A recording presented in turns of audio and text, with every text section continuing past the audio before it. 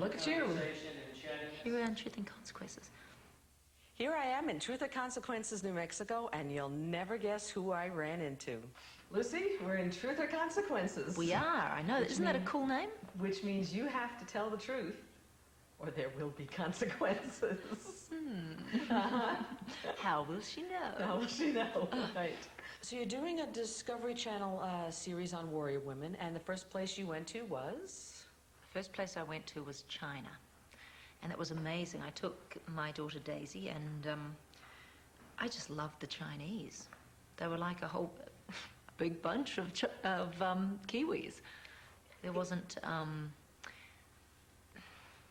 I know that it must be simplistic. This can't be right, but they felt so easy to understand and so totally just like us. You know, I feel often with Japanese people that there's a much bigger cultural gulf, just in terms of etiquette, and you know, you're always afraid of offending them, whereas with the Chinese it was very relaxed. This is in around Beijing, so the Mandarin culture there.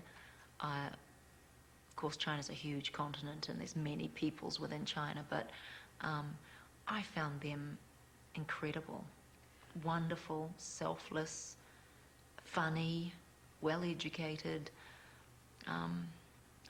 I just loved them. Were most of them speaking English?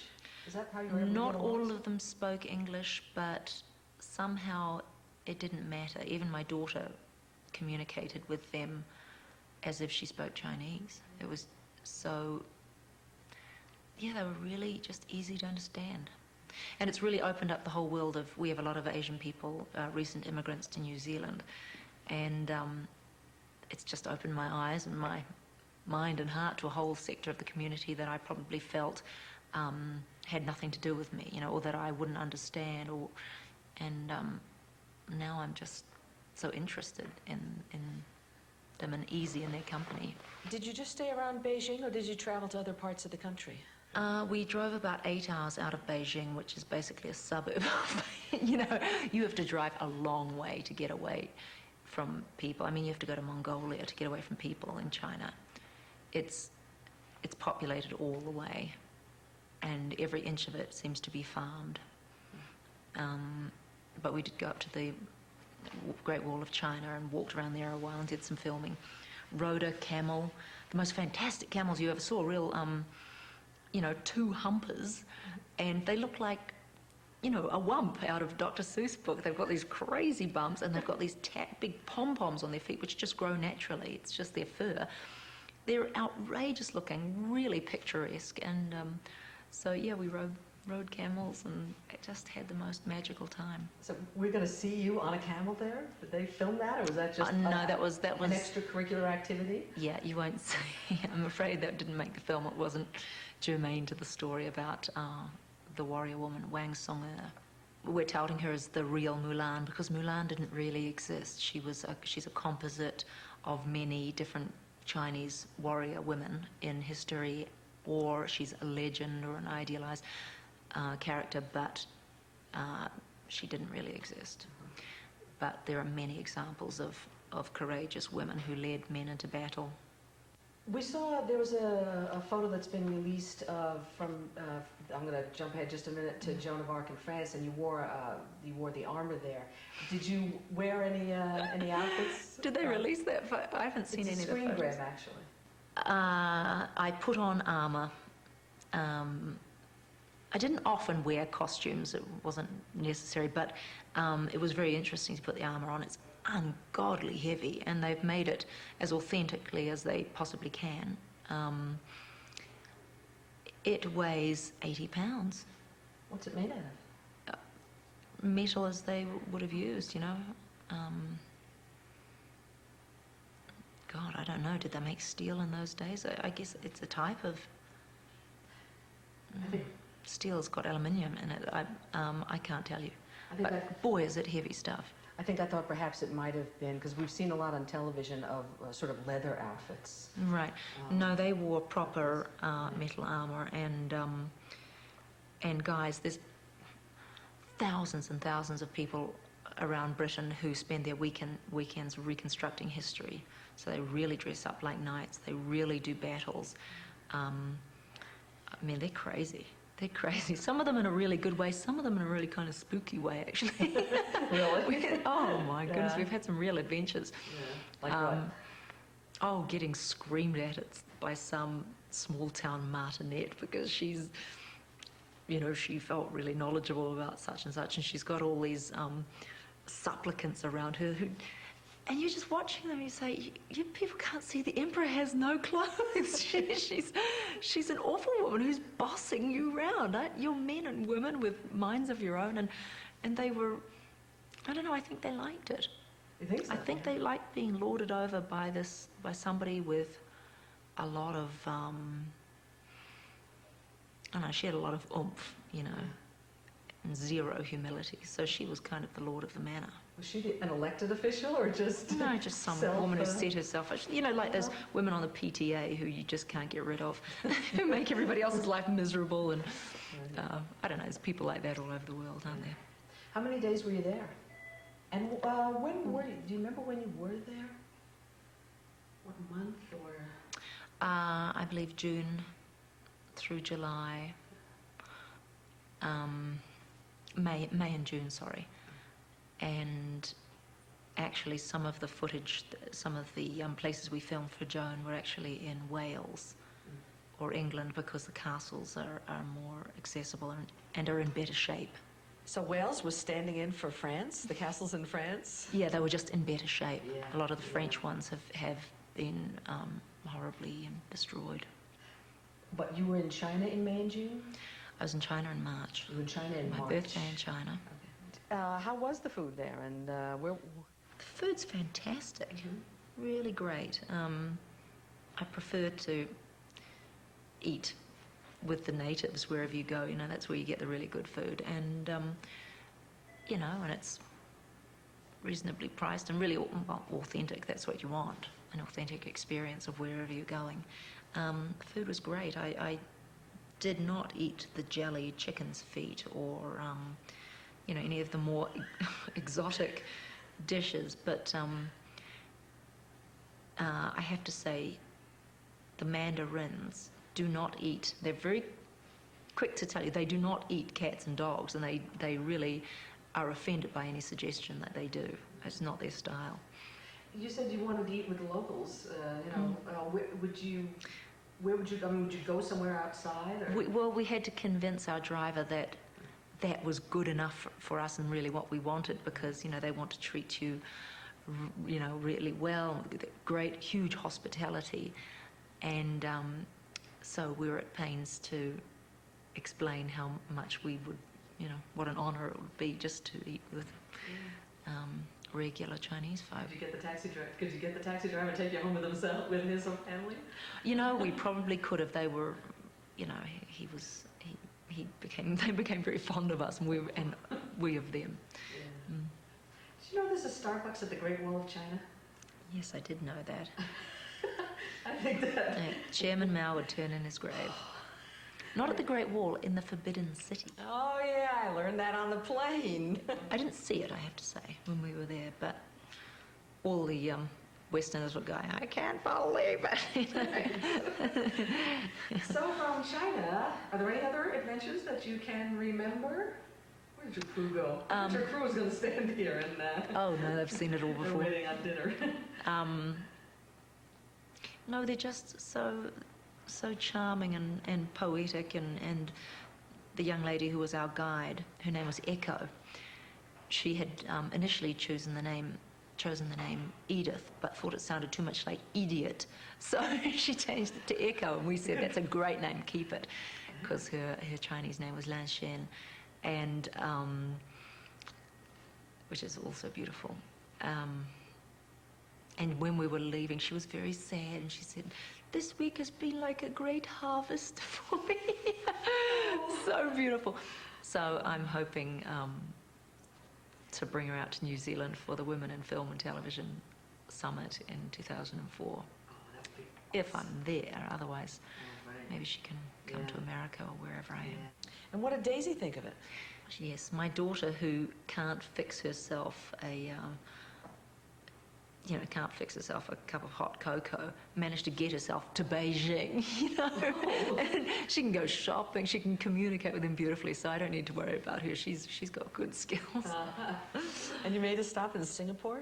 We stopped in Singapore on the way home, and I had taken to China a cold that my sons had had in America. And of course, this was the beginning of the SARS epidemic, and going through Singapore trying not to cough, and I was just having, my eyes are watering, and because I had no fever, I knew it was nothing like that. But boy, everybody was looking out for one another, you know. It was the germ police were out in force. You were Typhoid Mary, right in Singapore. This is where the epidemic If I started. suspected I had anything at all, if I had any kind of temperature, I would have been in the, you know, I don't want to harm anyone else or my own life, but It's funny. but it was just a regular old annoying cold. After China, you went home to New Zealand, and then you, which country did you go to next? The next place I went directly to France, and I was incredibly ill with, just with jet lag. So they were going out to fabulous places, and for dinner, and I would sit there and just, you know, try not to fall off my chair, and they said, for goodness sake, go to bed. So I went to bed, and I was fine the next day. And yeah, then we went to Chinon, And who were you profiling there? in France we were covering the life of Joan of Arc. And I have to say Paris is the most romantic place on earth. Everybody should go there and just fall in love. That's a great place to be in love. Why is it romantic? Because it looks like all those movies where Audrey Hepburn was falling in love, you know. It still looks exactly the same. You feel like you're stepping back into some kind of gentler, more gorgeous world. Did you have a chance to, like, walk the narrow streets at Boulevard. night? What was that? No. No? I mean, yes, we did, but we were working pretty hard. So. All right, Yeah, there was no love affairs going on for anybody around me, but I'm just recommending to everybody else. Now, Joan of Arc has anything to do with Paris, or is that just the place you No, started? Yeah, we were just passing through Right. Paris, and What actual locations were you at? we went to Chinon, and Reims, actually. It's spelled R-I-E-M-S, but it's pronounced Reims for some reason, like an N. And that's a cathedral where the Dauphin was crowned. That was her mission, to have the Dauphin crowned and drive out the English, which she succeeded in. And then she got locked up in a, locked up in a tower by the Burgundians, the enemies, who had now attained a truce with the Dauphin. So basically, and he never tried to get it back. He did such a dirty trick. They did such terrible things to that young girl. They drove her mad. Terrible, terrible story. The good thing about these shows is that they bring history alive. They make all those people live again in your mind. You really feel, you begin to relate to what it must truly have been like. You know, this is not just a legend. This really happened to some poor girl. In fact, many, many women and men too, presumably. Just medieval Europe was a terrible place to be different. Right. That's the great thing about this is it makes you feel something. Right. They did what's the word I'm thinking of? They did Reenactments? reenactments. Yeah. They got part of this. Right, they got Yeah. actresses to play the lead roles, and really they did a great job too. These were often inexperienced women, but they were just terrific. They really took on the mantle of whoever they were playing, and it looks awfully good. I'm remembering actually seeing something on the web that pertained to England. Were these reenactments done sort of by regular people and not actors? Or Sometimes, yeah. Yeah. A lot of them. And a lot of the people in the backgrounds are reconstructionists. That's people who do it for a hobby. Yeah. And God bless them too, because they were actually, by and large, they were fantastic people. Loved them. The Irish guys were great. We went to Ireland and did the story of Grace O'Malley, a real woman pirate, a contemporary of Queen Elizabeth. In fact, they were born the same year and died the same year in 1603. And Queen Elizabeth I, who was the navy of all the seas, and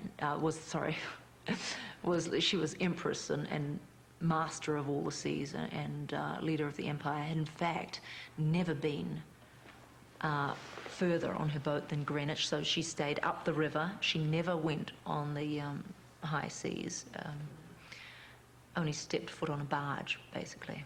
And Grace O'Malley had been having a terrible time with the Queen's representatives in Ireland, who were persecuting her family, in fact the whole Gaelic world, trying to bring them under their thumb.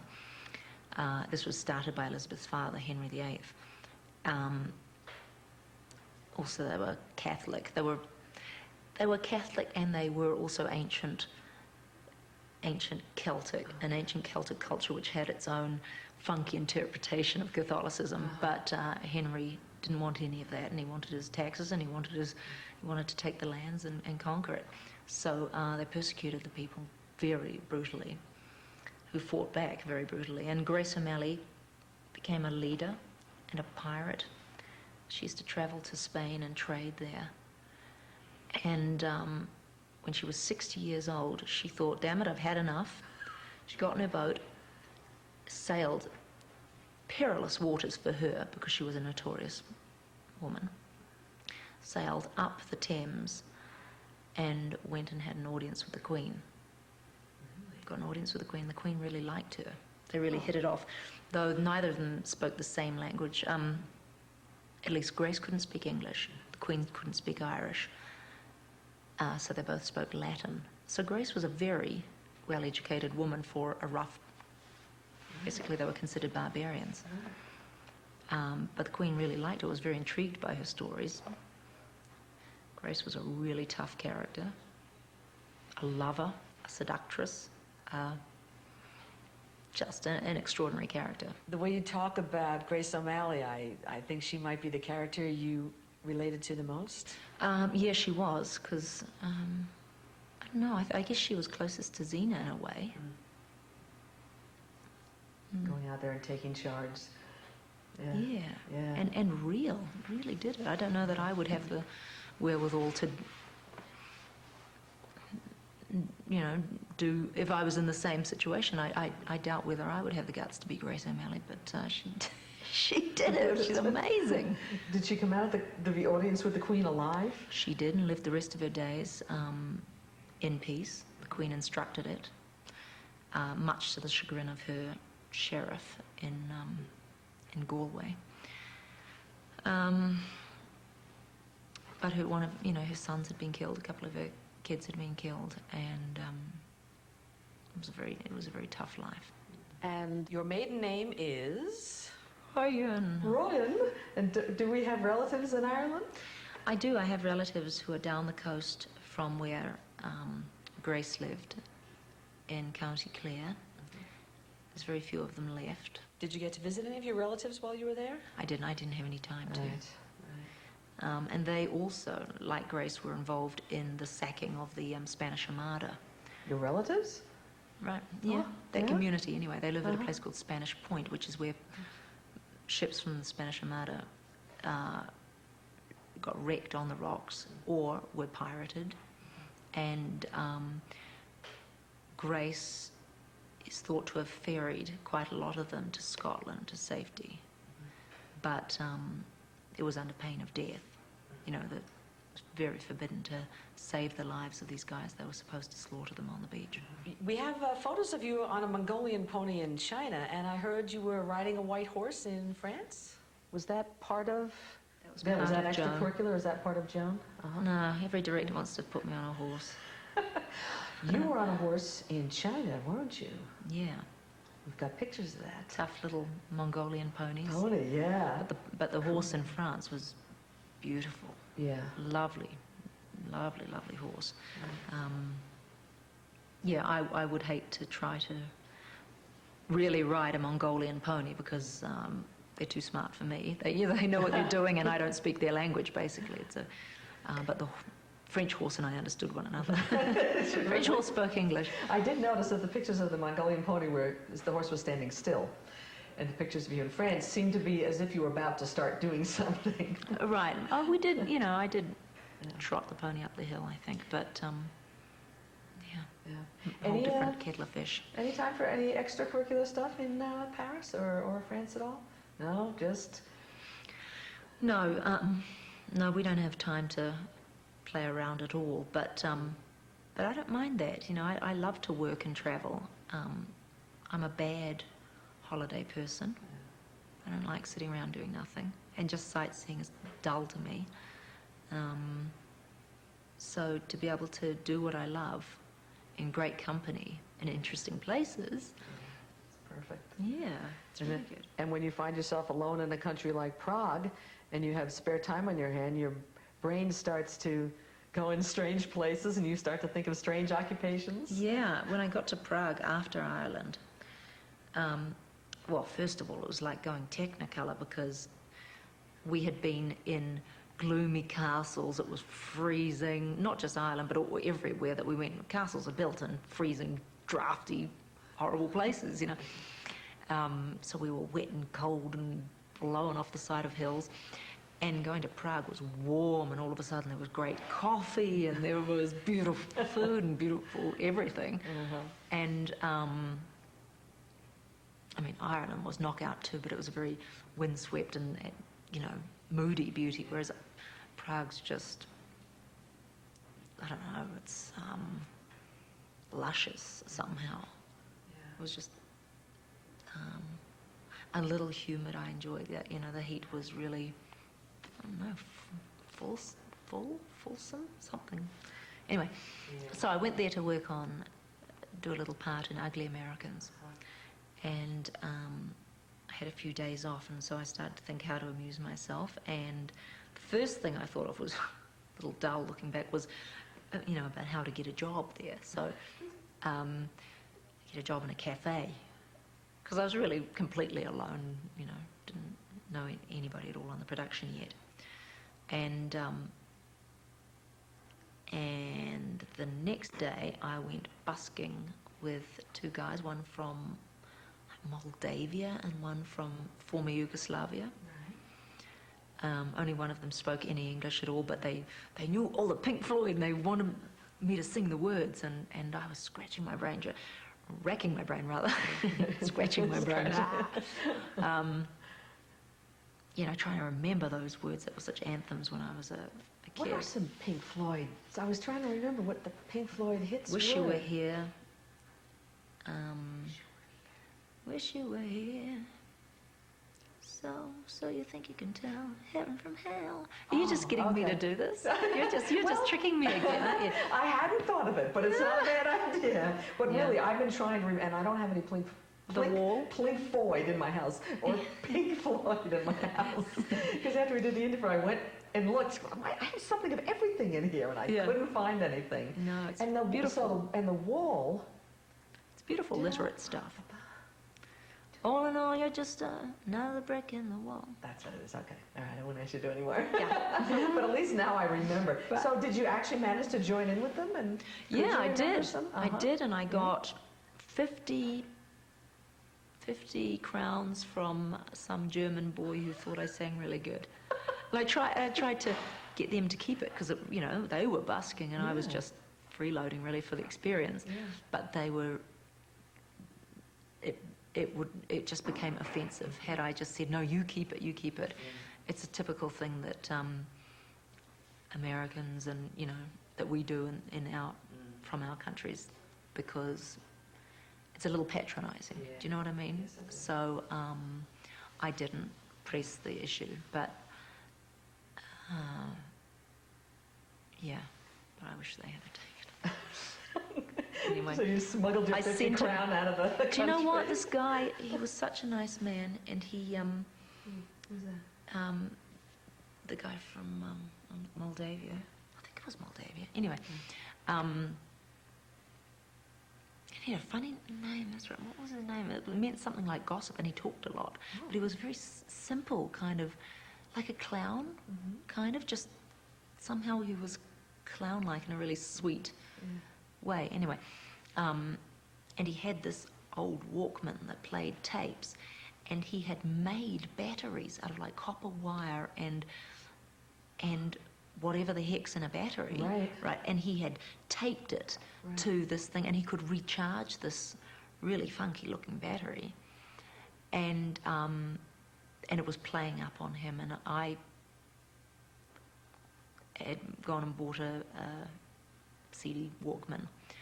And when I left, because it didn't play my New Zealand CDs. For some reason, anyway, I was thinking, gosh, maybe this doesn't play CDs from America or New Zealand or something. And so one of the guys from the production dropped it off at this guy's house, and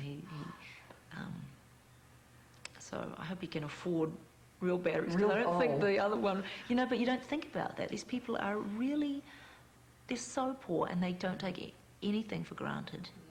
And I mean, you know what it's like in America when you have a CD thing and it breaks, you just biff it out, right? That's right. And just get another one. Not these guys, boy.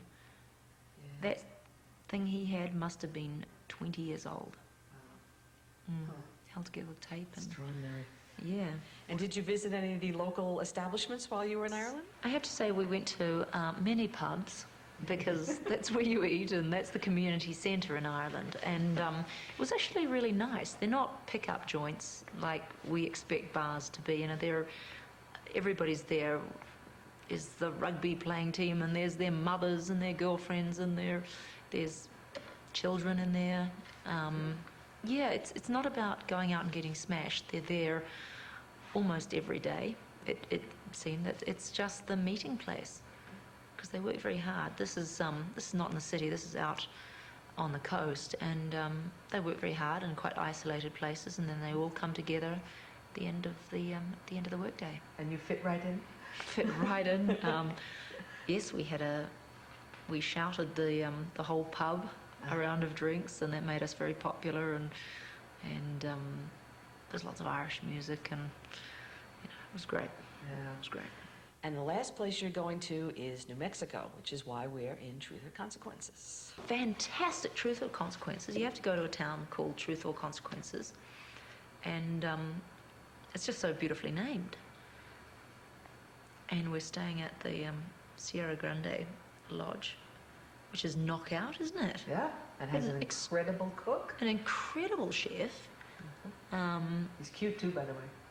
Yes. I'm single, I'm allowed to look.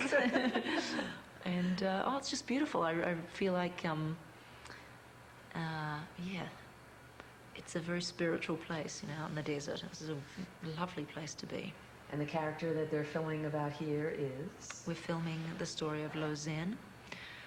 We don't know her real Apache name, but she was one of the last warrior women who rode with Geronimo, or about the time of Geronimo. So I think I'll let you go back you. upstairs and go to bed, and thanks for sitting down and talking with us. It's a pleasure. It's a pleasure. Lovely as always, Sharon. Thank you. Any town who will change its name to Truth or Consequences, we will run the show there and give it lots of publicity. So these townspeople got together, all 4,300 of them, and decided to rename their town Truth or Consequences. And so here we are. I love that name. So just give me feed me your line. I think, but wasn't that at the Forbidden City? Oh yeah, I learned that. I'm practicing this out in the courtyard. What was that story I was telling you? Acting is not going to be my strong suit. We don't really need that, Sharon. Okay. No, that's never going to match. Oh. Did you have any other adventures in China? Or was it all? Yeah, because that was... I see.